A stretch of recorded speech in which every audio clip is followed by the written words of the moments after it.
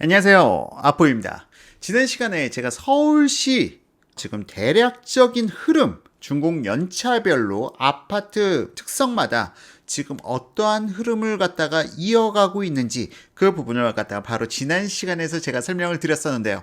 오늘 시간, 바로 지난 시간에서 예고해드린 바와 같이 서울의 지역별 흐름은 어떻게 되는지 그 부분을 살펴보도록 하겠습니다. 여러분들 지난 시간을 통해서 제가 간략하게 기억 못하시는 분들을 위해서 요약을 해드리자면은, 자, 지금 이게 지난 시간에 여러분들께서 보셨던 차트죠.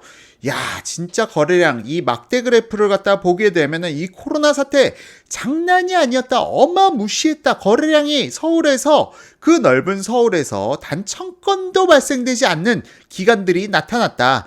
지금 마우스를 갖다가 제가 빼놓고 말씀드렸는데, 마우스 보시게 되면은 2020년 3월 달부터 1000건 미만의 거래량, 그리고 1000건에도 훨씬 더 못 미치는 500건대, 600건대, 정말 거래량이 많이 낮아졌는데 5월 달에는 거래량이 살아나는 모습을 보이고 있다. 물론 지금 474건 밖에 신고가 되어 있지 않지만 지금 있는 실거래 신고 의무기일 30일의 갭으로 인해서 이거는 불과 50%도 되지 않는다. 제 추정에 따르면은 6월 말, 지금 5월 달에 거래량이 모두 다 취합되는 시점에는 1000건은 그래도 넘어갈 것으로 보인다.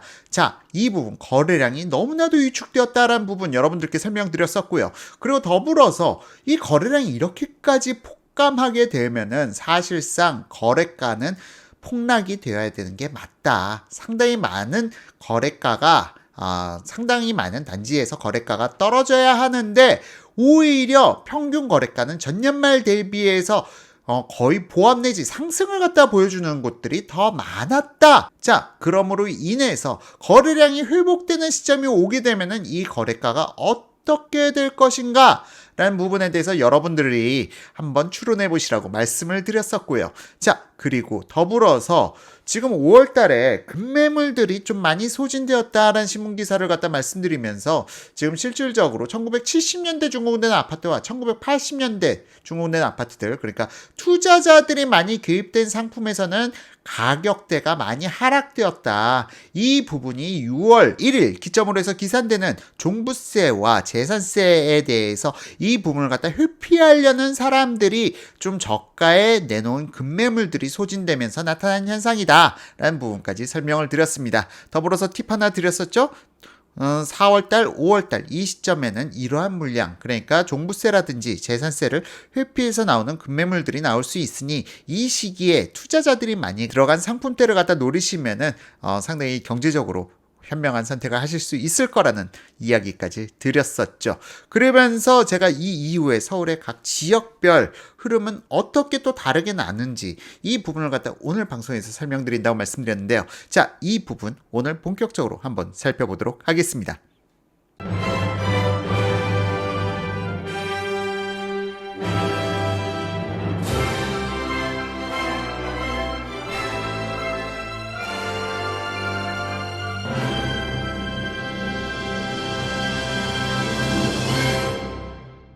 자, 본격적으로 방송을 시작하기에 앞서서 일단 제 차트상에 일단 통계적 오류는 미리 말씀드리고 진행하도록 하겠습니다.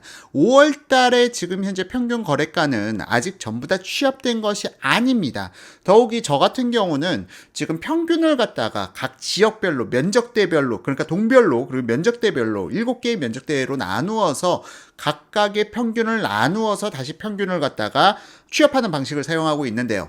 이 부분이 지금 현재 5월달과 같은 경우에는 아직 실거래 신고 의무기일 30일의 갭으로 인해서 전부 다 취합된 것이 아니다. 더욱이 아직까지도 여전히 그런 뭐라고 할까? 그러니까 고가에 거래된 걸수록 신고를 갖다 늦추는 그런 경향은 여전히 동일하게 나타나는 것 같습니다. 자, 따라서 5월 달의 거래가에 너무 집착하지 마세요. 5월 달의 거래가는 분명 6월 말이 됐을 때, 그러니까 실거래 신고가 전부 다 취합되는 시점에서는 보다 많이 높게 올라갈 수가 있습니다. 그렇기 때문에 5월 달에 너무 집착하지 마시고요. 자, 그러면은 일단 차트를 보면서 서울의 그 가격대별, 그러니까 분위별 시장의 다른 흐름을 보여드리도록 하겠습니다. 뭐 거의 비슷하게 나타나긴 하는데요.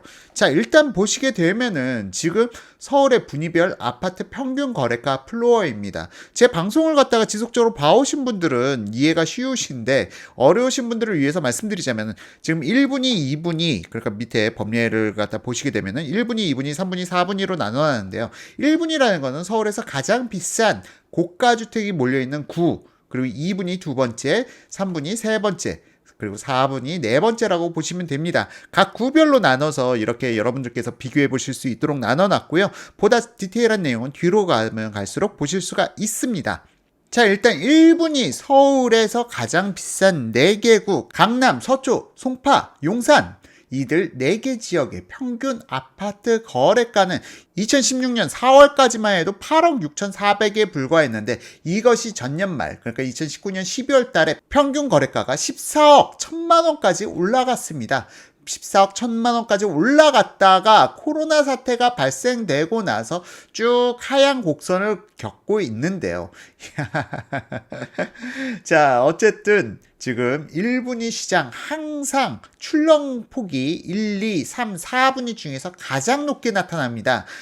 그럼 말 그대로 지난 2018년 때 부동산 대책으로 인해서 꺾였던 기간 그 하락폭도 사실상 1분위 시장이 가장 컸죠. 하지만 다시 재상승기에는 상승폭이 더 크게 나타났습니다. 물론 다음 시장에서 이럴 것을 기대할 수 있을까는 잘 모르겠는데요. 일단 지금 2분위 시장 2016년 4월까지만 해도 6억대였던 2분위 시장이 작년 12월 달에 10억 2,800만 원까지 상승했고요. 이것이 지금 최근에 살짝 꺾이면서 10억 500만 원까지 꺾여 있는 상황입니다. 그리고 또한 3분위 시장 그러니까 2016년 4월까지만 해도 4억 6천대에 불과했는데 이게 7억 1,900만 원까지 상승했고요. 그런데요, 작년 12월 달 대비해서 올해 5월 달이 7억 2천으로 더 높아져 있는 상황이네요. 재밌습니다. 거래량이 완전히 폭삭 망했는데 어떻게 평균 거래가는 더 올라가 있을까요? 다음으로 보라색을 말씀드리면 4분위 서울에서 가장 저렴한 지역 이들 지역의 평균 아파트 거래가가 2016년 4월까지만 해도 4억 4,500이었는데 이것이 지금 현재 작년 말 기준 6억 6,400까지 올랐다가 지금 약간 떨어져 있는 상황입니다. 하지만 다시 말씀드려요. 2020년 5월 달은 아직 거래량이 전부 다 취합된 게 아닙니다. 그리고 고가에 거래된 것일수록 실거래 신고가 좀 지연된다는 점을 감안했을 때 오히려 5월 달은 약간 반등을 갖다 보일 수 있는 곳들도 몇몇 있다는 부분 여러분들께서 이 통계적 오류 감안하고 봐주시면 좋을 것 같아요. 자, 어쨌든 이렇게 봤을 때 지금 강남 같은 경우는 그러니까 4년 전 대비해서 비교해 봤을 때 평균이 5억이 넘게 올랐네? 라고 보실 수 있겠지만, 제가 늘 누누이 여러분들께 강조드린 게 있습니다.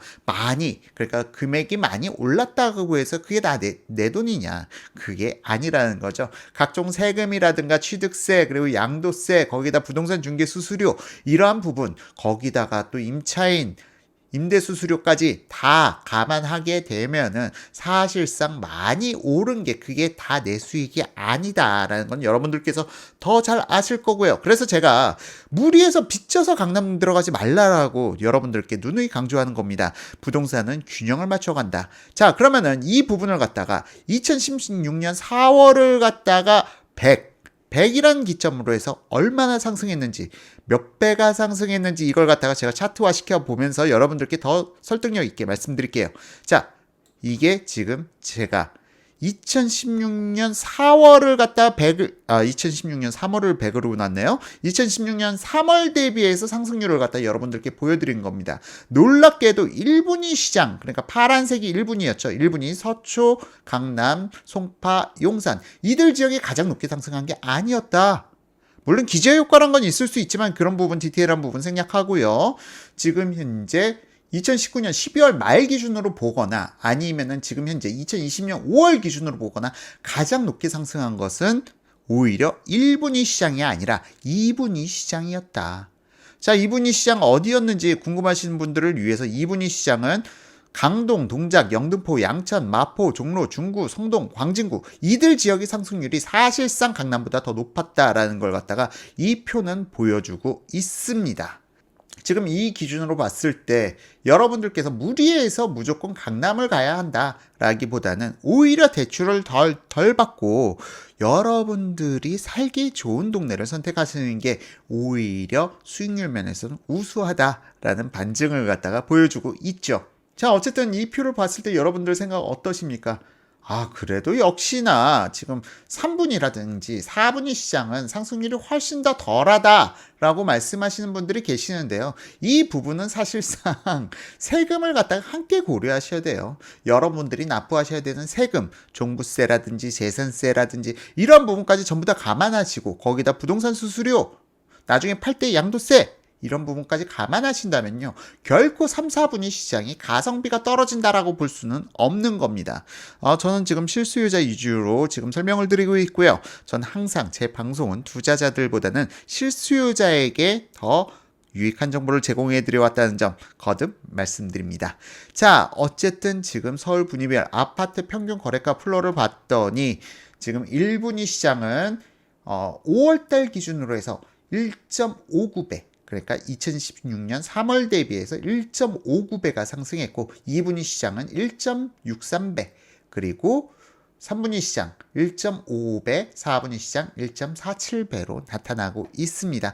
물론 이거는 각 구별로 보게 되면 또 다른 현상이 나타나게 되는데요. 그렇게까지 디테일하게 또 설명드리기 위해서는 설명 시간이 너무나도 길어지기 때문에 간략하게 이렇게 4분위로 나눠서 여러분들에게 시장 분위기를 전달해 드리는 것입니다. 자, 이렇게 해서 지금 1, 2, 3, 4분위 가격대가 얼마나 상승했는지 이 부분을 객관적으로 여러분들께서 보실 수 있도록 나눠봤고요. 자, 그러면은 각 지역별로 어떠한 준공 연차의 아파트들이 상승했을까? 이 부분을 갖다가 1분위 시장부터 살펴보도록 하겠습니다.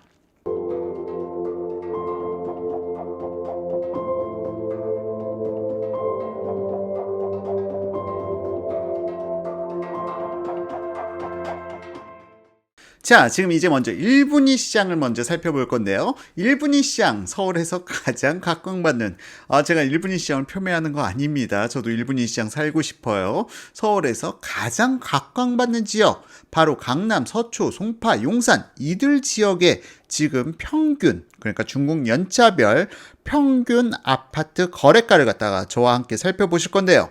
자, 평균 거래가를 보고 그 다음에 전세가를 살펴볼 건데, 야, 사실상 1분위 시장이 지금 이번 코로나 사태의 하락을 갖다가 주도했다라는 표현은 어느 정도 맞습니다. 하지만 전세가를 보게 되면은 이 하락이 지속될 것인가? 라는 부분에 대해서는 갸웃할 수밖에 없는데요. 제가 그렇게 평가하는 이유를 갖다 차트를 보면서 설명드리도록 하겠습니다. 자, 지금 차트를 갖다가 띄워드리면요. 자, 1분위 시장, 이거는 다시 설명드리지 않겠습니다. 법례를 참고해 주세요. 지금 평균 거래가, 준공 연차별 평균 거래가를 봤더니 지금 2010년대 준공된 아파트, 그러니까 거의 새 아파트라고 볼 수가 있죠. 2010년대 준공된 아파트의 상승폭이 무시무시하게 올라가더니 지금 작년 12월 달 대비해서 지금 5월 달 평균 거래가가 2.5%가 빠졌습니다. 2.5% 어마어마하게 빠졌죠. 지금 평균 약 5천만 원 정도 지금 빠졌다라고 볼 수가 있는데, 잠시 여기서 5월 달의 평균 거래가는 아직 전부 다 취합되지 않았다는 점 거듭 말씀드리면서 다시 설명 이어가도록 할게요. 지금 어쨌든 다른 지역들과 다르게 2010년대 이후 준공된 아파트도 가격이 빠졌다. 강남과 같은 경우는. 그런데 2000년대 준공된 아파트 오히려 작년 12월 달 대비 가격 올랐고요. 1990년대 준공된 아파트 역시도 작년 12월 달 대비해서 거의 보합 수준에 불과하지만 0.5% 상승하였습니다. 반면 1980년대, 70년대 준공된 아파트의 하락폭이 특히 컸습니다. 70년대 준공된 아파트 거의 6.7%가 평균적으로 하락을 했는데, 자, 지금 보시게 되면은 오히려 실수요자들이 많았던 2000년대 아파트와 1990년대 아파트들이 오히려 가격을 보합 내지 상승을 갖다 이끌었고요. 투자자들이 많이 들어갔을 성 싶은 2010년대 이후 준공된 아파트와 80년대 준공된 아파트, 그러니까 재건축 대상이죠. 80년대, 70년대 준공된 아파트의 하락폭이 특히나 크게 나타났습니다. 자, 이것은 그러니까 거듭 말씀드립니다.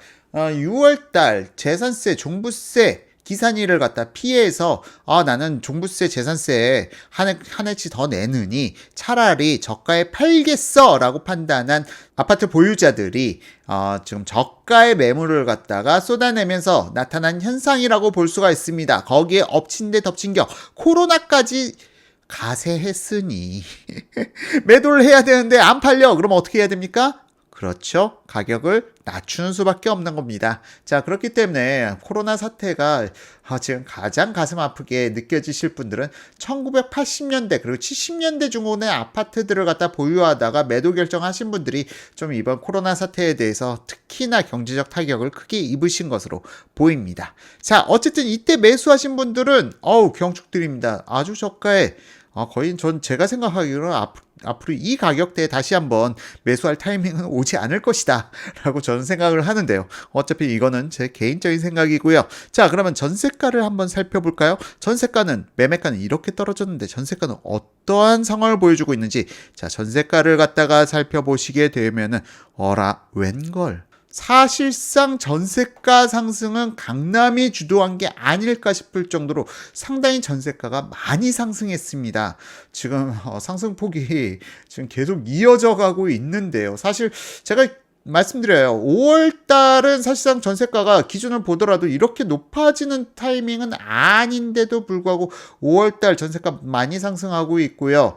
지금 2010년대 이후 중후된 아파트 매매가는 꺾였는데 전세가가 오히려 더 많이 상승해가는 모습을 보여주고 있습니다. 그리고 더군다나 80년대 이 푸른색 선 80년대 중후된 아파트, 지금 이 푸른색 선 보시게 되면 80년대 중후된 아파트가 작년 12월 달까지만 해도 평균 거래가가 4억 5천에 불과했는데 5억 1,400으로 올랐어요.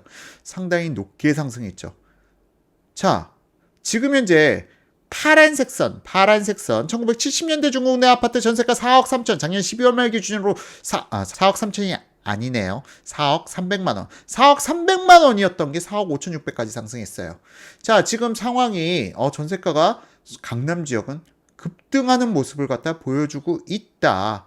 더욱이 지금 최근 상승한 오히려 2020년대라든지 1990년대 중후된 아파트의 상승폭은 그렇게까지 높지는 않습니다. 자, 이걸 갖다 어떻게 설명할 것이냐? 최근에 투자자들의 시장 개입은 상당히 어렵습니다. 투자자들이 주택을 매수한다는 건 상당히 어렵고요. 최근에 매수한 사람들은 실수요자들이에요. 그럼 매도하는 사람들은 어떤 사람들이라고 말씀드렸죠? 6월 1일 재산세, 종부세를 기피해서 급매물을 내놓은 사람들, 이 사람들은 어떤 사람들일까요? 실수요자일까요? 아니죠. 투자자들이죠.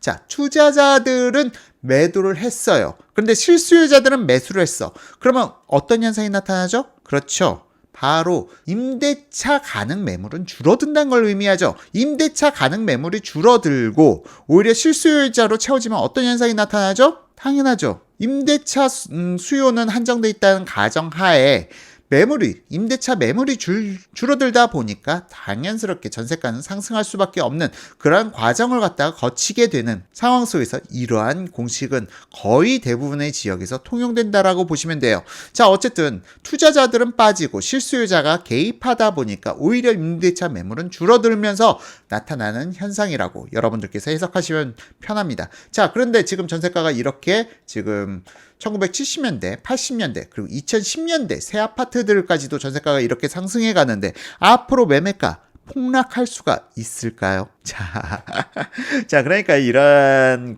부동산의 역학적인 관계들, 단순하게 매매가의 흐름만이 아니라 이런 전세가의 흐름까지 함께 살펴보시면 앞으로 부동산 시장을 갖다 예측하는데 여러분들께서 훨씬 더 깊이 있는 시야를 가지실 수가 있게 되는 거죠. 자, 1분위 시장 이렇게 간략하게 살펴보고요. 다음으로 바로 2분위 시장으로 넘어가 보도록 하겠습니다.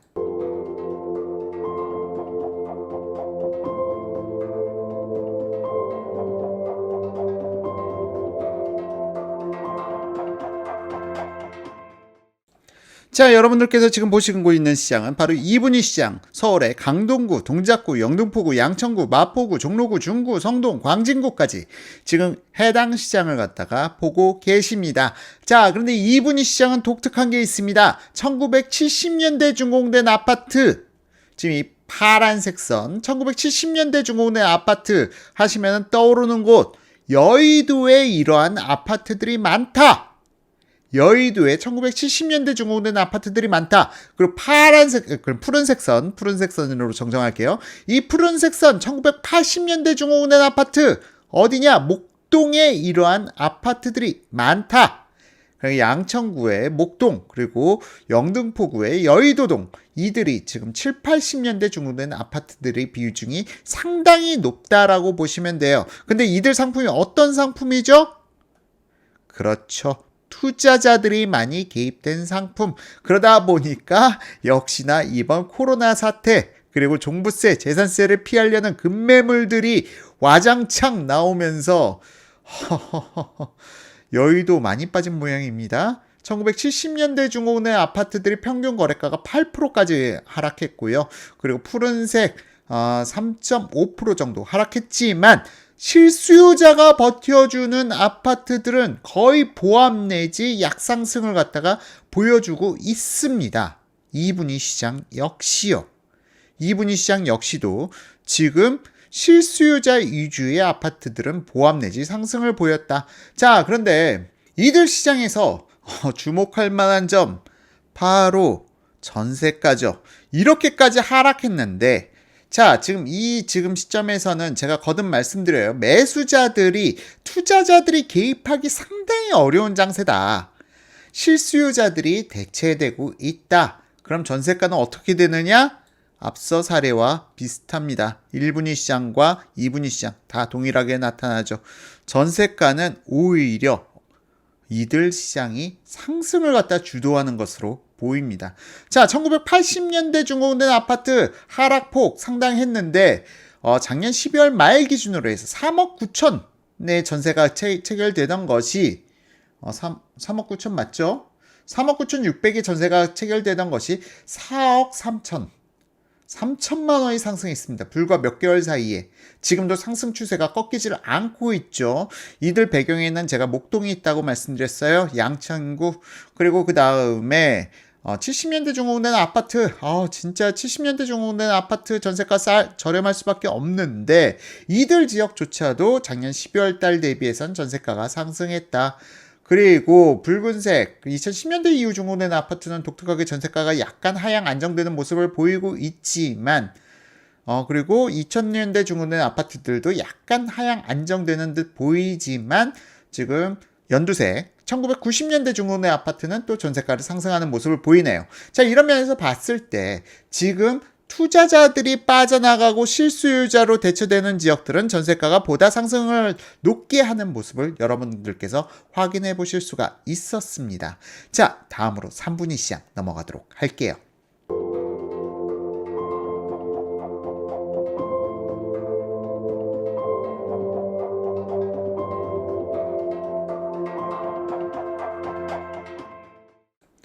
자, 다음으로 3분위 시장 관악, 강서, 은평, 서대문, 동대문, 성북구 이상 6개 구를 갖다가 평균 낸 자료인데요.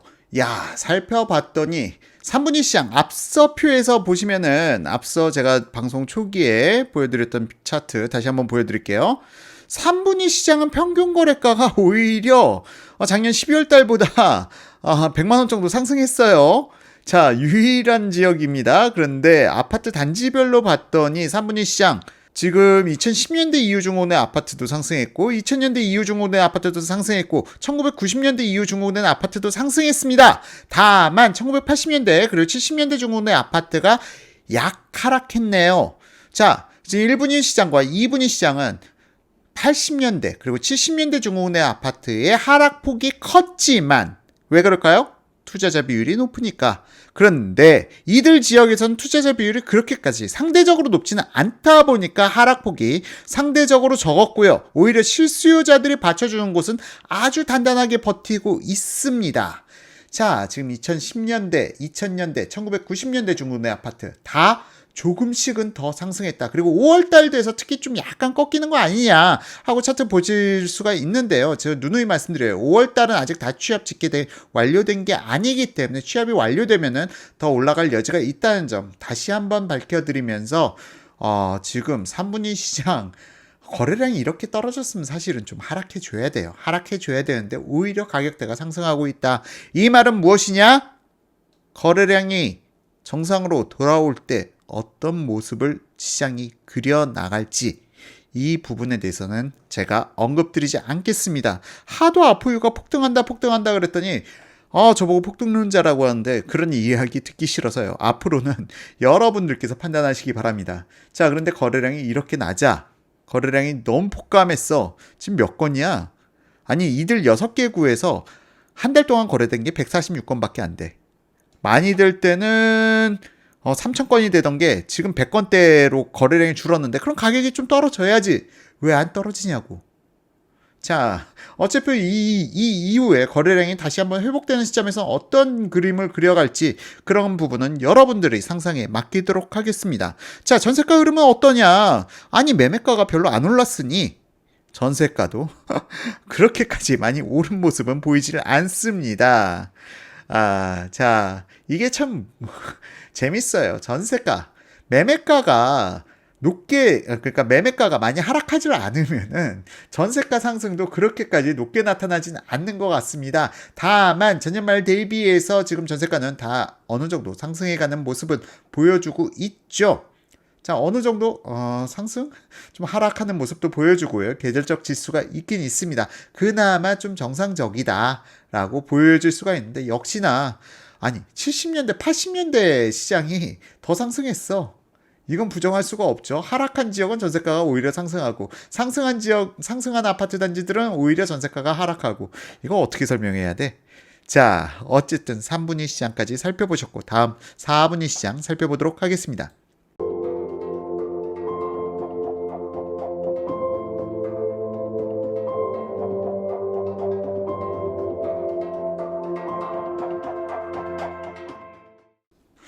자, 지금 이제 4분위 시장, 금천, 구로, 중랑, 강북, 도봉, 노원 이들 지역에서 아파트 비율이 가장 높은 곳은 뭐 아무리 봐도 노원이죠. 노원에 80년대 중후의 아파트들이 많이 몰려 있다. 그러니까 뭐 아까 영등포구 설명드릴 때 여의도의 아파트 그리고 양천구 설명드릴 때 목동의 아파트 그와 비슷한 식으로 이들 지역에서 노원구의 아파트 비율이 압도적으로 많다. 그것도 80년대 중공된 아파트. 근데 이들 지역이 의외로 투자자들이 좀 많이 들어가 있는 것 같더라고요. 노원구의 투자자 비율이 좀 의외로 많다. 그러다 보니까 지금 여기서 푸른색 선을 보시게 되면은 80년대 준공된 아파트 갑자기 4월달, 5월달 뚝 가격이 꺾인 거 보이시죠?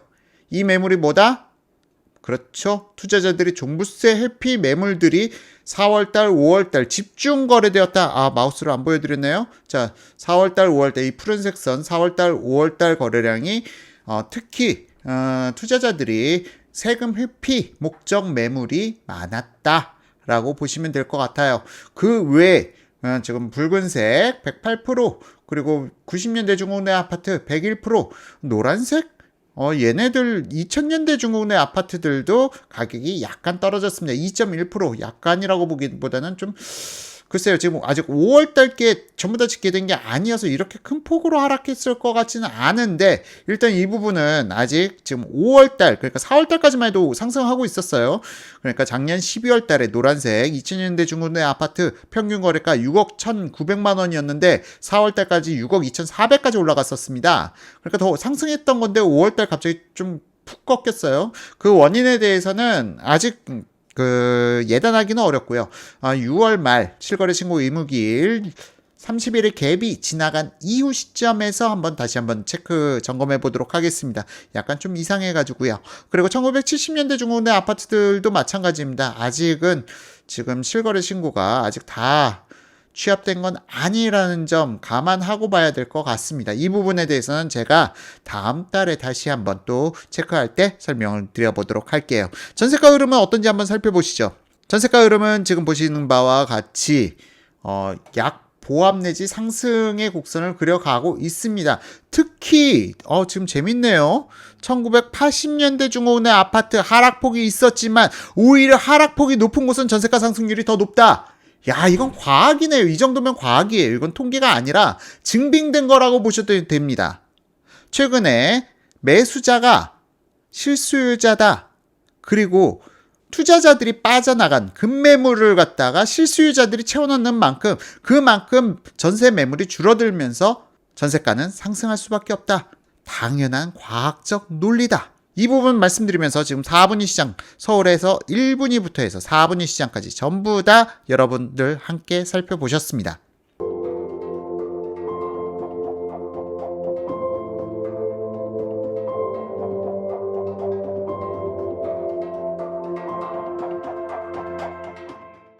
자, 여러분들 30분이란 긴 시간 동안 이 방송 시청해주고 계신 분들, 여러분들께 정말 경의를 표합니다. 여러분들은 정말 부동산에 관심이 많으시고 내 재산을 갖다 보호하려는 그 의욕이 남들보다는 훨씬 더 뛰어나신 분들이시죠. 요즘 같은 시대에 30분이나 여러분들께서는 아포유에 투자를 해주셨습니다. 하지만 여러분들이 얻어간 거는 그 이상의 가치를 얻어가셨으리라 생각합니다. 자, 지금 여러분들 이 방송을 통해서 지금 서울의 각 지역별 그리고 중국 연차별 아파트의 가격 흐름을 보셨는데요. 어떻습니까? 정말 놀랍지 않으신가요? 자, 매매가 하락폭이 높아. 그런 곳은 의외로 전세가 상승폭이 상당히 높게 나타나는 것을 여러분들 눈으로 직접 확인해 보셨을 겁니다. 이건 국토교통부 실거래가를 기준으로 해서 작성된 통계고요. 이 통계에 따르면은 명확하게 나타나는 것을 보셨는데요. 이게 왜 그러냐? 바로 지금 매도하는 사람들, 투자자들이 매도하고 그만큼 실수요자들로 바뀌어지게 되면은 기존에, 그러니까 매도하는 대상 물건의 세입자들은 실수요자가 이사와 거기서 살 거야. 그럼 이 사람들은 나가야겠죠. 그러면 이 사람들이 다른 지역으로 이전하지 않는 한 그 지역에서 다시 전세 매물을 구해야 할 텐데 요즘 투자자들이 새로 개입하지 않아. 새로운 전세 물량이 나타나질 않아. 그럼 이 사람들은 전세를 구하려면 어떻게 해야 됩니까? 그렇죠. 남들한테 전세 매물 뺏기지 않으려면 더 높은 가격에 계약을 할 수밖에 없는 거죠. 그렇기 때문에 투자자들이 빠져나가고 그 빈자리를 갖다 정부의 니즈대로 실수요자들이 메꿔주게 되면 전세가는 더 폭등할 수밖에 없는 겁니다. 자, 이러한 현상에 대해서 정부에서 지금 주장하는 매매가도 잡고 전세가도 잡겠다라는 것은 판타지 소설이에요. 이런 부분을 정부 당국자들이 이렇게 부동산에 대해서 깊이 있는 고민을 하지 않는다. 그러다 보니까 오히려 주택가격이 폭등하고 전세가가 폭등하고 이러한 상황에 대한 대처 능력이 정부에서는 현저히 떨어지는 상황인 것이죠. 그리고 저는 지속적으로 이러한 부분을 경고하면서 여러분들이 부동산 시장에 대해서 어떻게 대처해야 될지를 갖다가 지속적으로 안내해 드리고 있습니다. 자, 어쨌든 오늘 방송 여러분들 유익하셨습니까? 아포유가 정말 오랜만에 방송을 했는데요. 여러분들 주변에 부동산 전문가라는 사람들, 그리고 부동산 큰 손들이 어떻게 움직인다 이렇게 얘기하는 사람들 믿지 마세요. 여러분들이 직접 객관적인 자료를 찾아서 직접 분석을 하시다 보면 그게 바로 여러분들이 능력입니다. 그리고 내 재산을 결정하는 데 있어서 다른 사람의 의견보다는 여러분들 스스로 판단하시고 결정하셔야 나중에 후회가 없으실 겁니다. 자, 이상으로 오늘 방송 마치고요. 다음부터 더 좋은 방송으로 여러분들을 찾아뵐 것을 약속드리면서 아포유는 이만 물러가도록 하겠습니다. 자, 지금까지 장시간 시청해주신 분들께 진심으로 감사드리고요. 아포유는 늘 여러분들의 편에서 여러분들의 힘찬 인생을 응원하도록 하겠습니다. 감사합니다.